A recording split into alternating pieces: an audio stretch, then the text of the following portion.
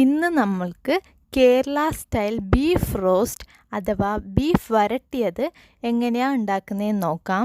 അതിനാദ്യം ഒരു പ്രഷർ കുക്കറിലേക്ക് 3/4 കിലോ ബീഫ്, 1.5 ടീസ്പൂൺ ഉപ്പ്, 1/4 ടീസ്പൂൺ മഞ്ഞൾപ്പൊടി ഇട്ട് നന്നായിട്ട് മിക്സ് ചെയ്തെടുക്കാം. എന്നിട്ട് ഹൈ ഫ്ലെയിമിൽ ഒരു വിസിൽ വന്നതിന് ശേഷം 15 മിനിറ്റ് ലോ ഫ്ലെയിമിൽ കുക്ക് ചെയ്തെടുക്കാം. അപ്പോൾ അതൊരു 90% കുക്കായി കിട്ടും. ഇനി ഒരു പാൻ അടുപ്പിൽ വെച്ച് ചൂടാകുമ്പോൾ അതിലേക്ക് 2-3 ടേബിൾ സ്പൂൺ വെളിച്ചെണ്ണ ഒഴിച്ചു കൊടുക്കാം. എണ്ണ ചൂടായതിന് ശേഷം അതിലേക്ക് സവാള ഇടാം. ഞാനിപ്പോൾ ഇവിടെ എടുത്തിട്ടുള്ളത് 2 മീഡിയം സൈസ് സവാളയാണ്. അത് നന്നായിട്ട് ഉപ്പും കൂടി ഇട്ടിട്ട് വഴറ്റി മൂടി വെക്കാം.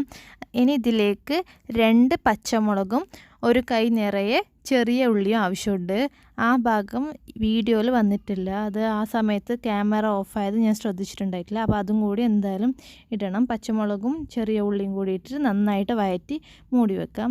ചെറുതായിട്ടൊന്ന് വാടി വരുമ്പോൾ അതിലേക്ക് മുറിച്ച് വെച്ച തക്കാളി ഇട്ട് കൊടുക്കാം. ഞാനിവിടെ ഒരു വലിയൊരു തക്കാളിയാണ് എടുത്തിട്ടുള്ളത്. അതും കൂടി വഴറ്റി അതിലേക്ക് 1 ടേബിൾ സ്പൂൺ ഇഞ്ചി വെളുത്തുള്ളി പേസ്റ്റ് ആഡ് ചെയ്തിട്ട് നന്നായിട്ട് മിക്സ് ചെയ്യാം.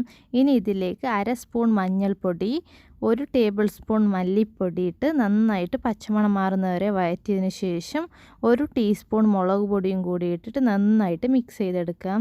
ഇനി ഇതിലേക്ക് നേരത്തെ വേവിച്ച് വെച്ച ബീഫും അതിൻ്റെ വെള്ളവും ഒന്നിച്ചിട്ട് നന്നായിട്ട് മിക്സ് ചെയ്തതിന് ശേഷം ഹൈ ഫ്ലെയിമിൽ മൂടി വെച്ച് നന്നായിട്ടൊന്ന് തിളപ്പിച്ചെടുക്കാം.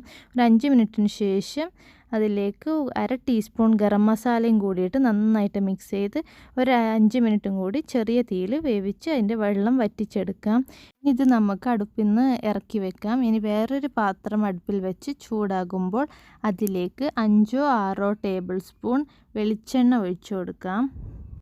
എണ്ണ ചെറുതായി ചൂടാകുമ്പോൾ അതിലേക്ക് 1 മുറി തേങ്ങ ചെറുതായിട്ട് കട്ട് ചെയ്തതും 1 പിടി കറിവേപ്പിലയും കൂടി ഇട്ടിട്ട് ഒന്ന് ഇളക്കി അതിൻ്റെ ഒരു പച്ചമണം ചെറുതായിട്ട് മാറുന്ന സമയത്ത് നേരത്തെ നമ്മൾ ഉണ്ടാക്കി വെച്ച ബീഫിൻ്റെ ഗ്രേവിയും കൂടി ആഡ് ചെയ്തിട്ട് നന്നായിട്ടൊന്ന് മിക്സ് ചെയ്യാം.